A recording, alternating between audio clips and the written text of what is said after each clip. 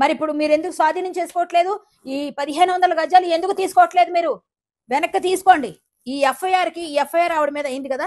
ఇంకా చాలా చాలా విషయాలు చెప్తాను, ఇది ఒక్కటే కాదు, తర్వాత చెప్తాను. ఇంకా ఇప్పుడు ముందు ఇది చేయండి ఫస్ట్.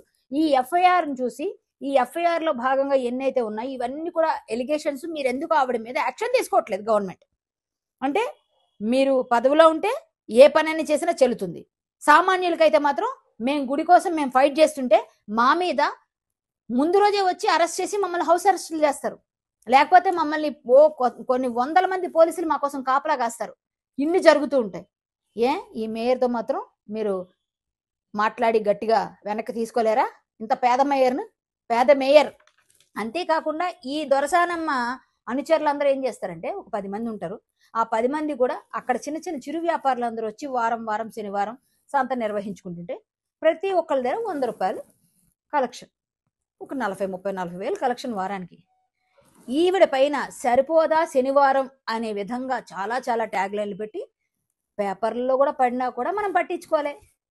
ఆవిడ గురించి పేద కుటుంబీకులు కేకే వారసులు అని రాశారు. మీకు అర్థమైంది కాబట్టి చెప్తున్నా ఎవరన్నది. మరి అప్పుడు కూడా పట్టించుకోలే.